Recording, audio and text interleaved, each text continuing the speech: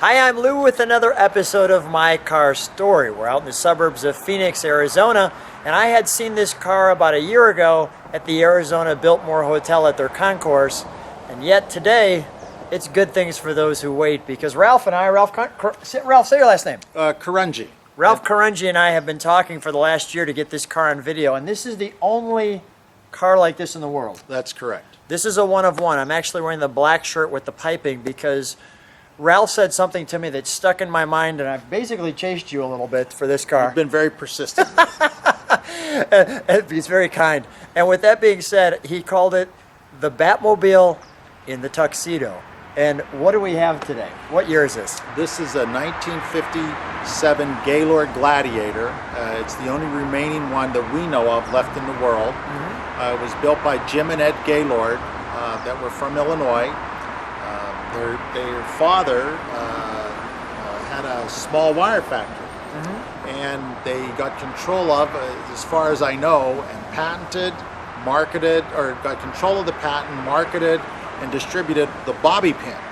And they did quite well. And Jim and Ed Gaylord grew up in Chicago as racers, and the police knew them very well, and they were always very gentlemanly. But Jim and Ed wanted to build a luxury car that competed with the great cars of the world in the post-war era. And so in 1955, they commissioned the original mule car for this. That was Brooks Stevens' design, we believe. Okay. Made the Wienermobile. Yes. Along with a lot of other great cars. Things. Yeah. And then Excaliburs, etc. Yeah, go. Yes, and then they Didn't know that. they went for have it constructed in West Germany. They started with Schoen, and then they went on and had this car was done by von Zeppelin of Zeppelins, and it was a very rare find that my partner Bill got or obtained, and we've been partners in this car, and we were lucky enough to win the Biltmore Avant-Garde class last year, and it won its class at Pebble Beach in 1992 after a meticulous restoration by local craftsmen here.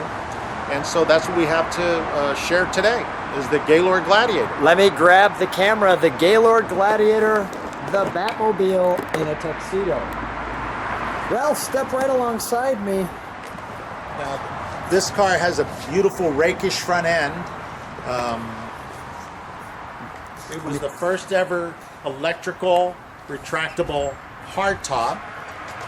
First flow-through air ventilation, and there's many things on our cars today that we just take for granted, and this was a stepping stone along the way for different prototype ideas that were carried on in this car and became industry standards. Share with me the hood ornament here.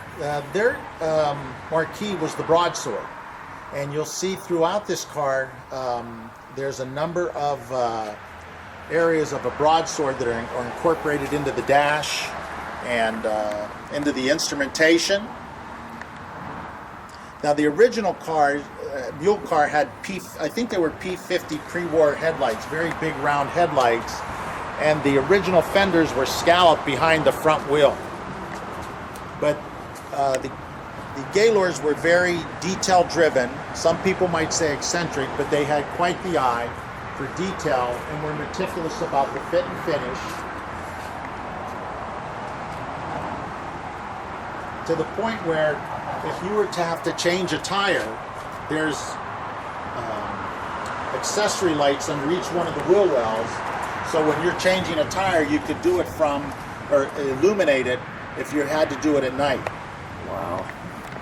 So it's just a fabulous work, and they did a great job and had a great eye and a commitment to automotive development. And a wonderful Batmobile-like tail fins. And the 3, as far as I've been able to tell, the 3 on the license plate is not that it's the third car. The manufacturers, maybe Ford or Chevy, would be number 1 and 2, and they were able to obtain number 3 as a manufacturer. This car, a couple people pre-ordered it. Princess Grace pre-ordered one, but they never got into production, full production. I think they needed 25 orders, and it fell short. And then some other things went on with the car and the Gaylords at the time, and they never got into full production. Can we open this this area here, because that's interesting as well?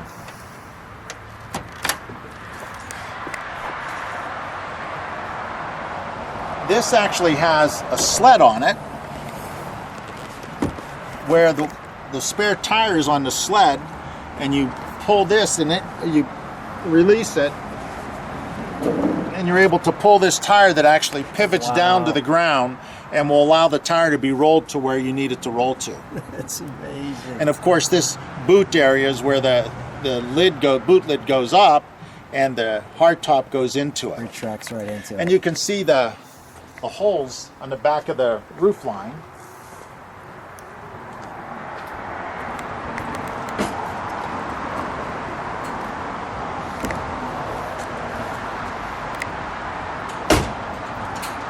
Just gorgeous. Let's open the interior, Ralph.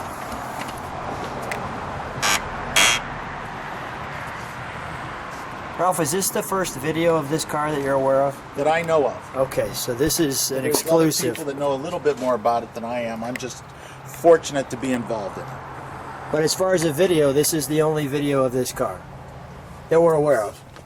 When they restored it, before it went to Pebble Beach, they took videos of every piece of the car coming apart and being redone, and it was under the direction of Mr. Gaylord.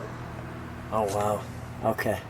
And look at even the swords With the gauges. in the gauges. The sword there. The sword there. The word Gaylord down there. And even look at the stock here. I'm going to take a picture from the front. And you can of see the stock. rally gauges on the transmission tunnel.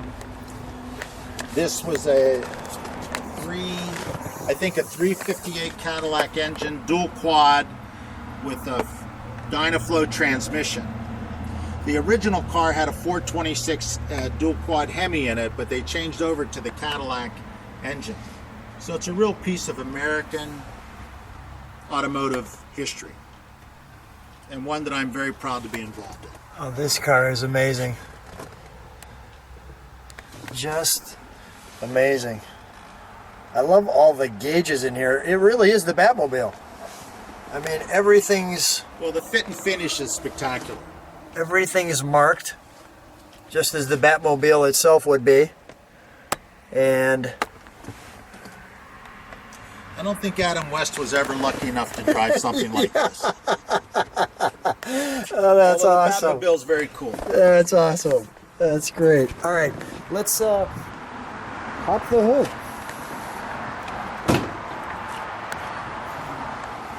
We've got the sun perfectly on this.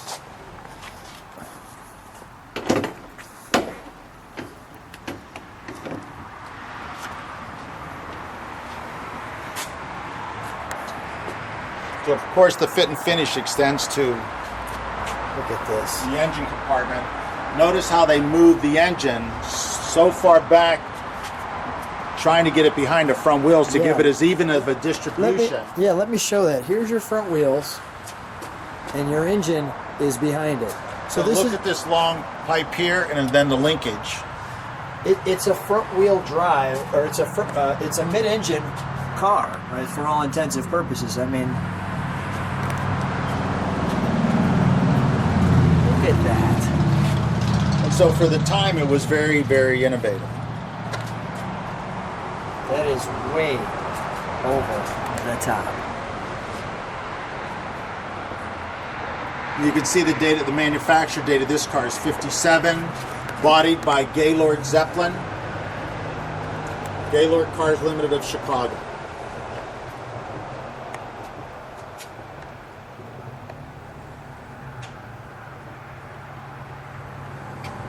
Wow.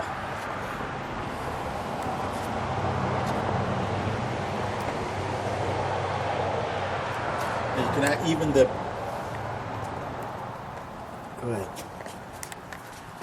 Oh yeah, I didn't even So the fit notice and that. finish, Look at the, it just goes on and on and on. Every time I look at it, I see something else that's just wonderful. it's just unbelievable. Ralph and Bill, I gotta tell you guys, I've been so wanting to see this car, and it's even better than I thought it was.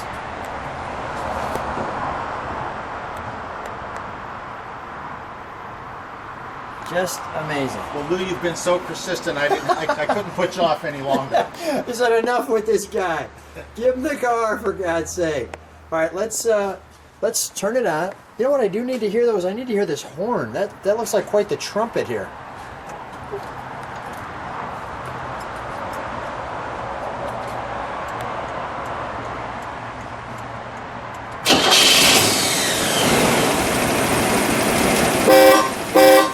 That's substantial.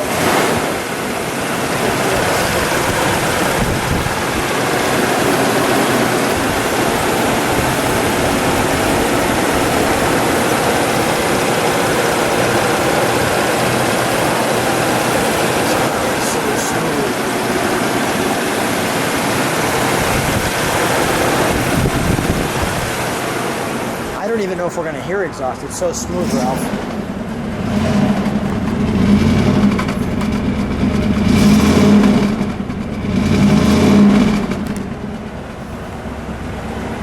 Okay, let's shut her down.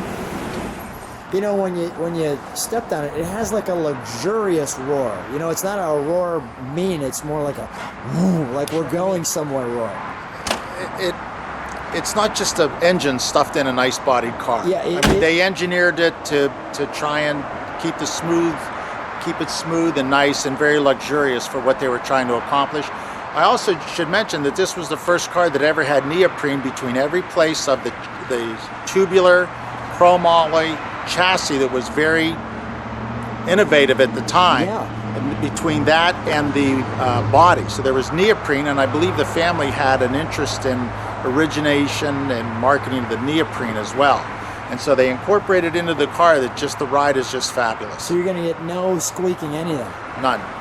So it's not only just the Batmobile and the tuxedo, but the front end, and I just want to show this, you know, it has flavors with those dual headlamps of kind of Rolls-Royce, and yet the detail is so spectacular in this car. Let's, if you would, shut the hood, please. I just love this car. It has cues from many crime fighters. It looks like the Green Hornet's Black Beauty. It looks like the Batmobile. Ralph, stand right next to her, please. Thank you for allowing me to come and video. It's such a treat. Thanks for being on My Car Story. You're welcome, persistent Lou.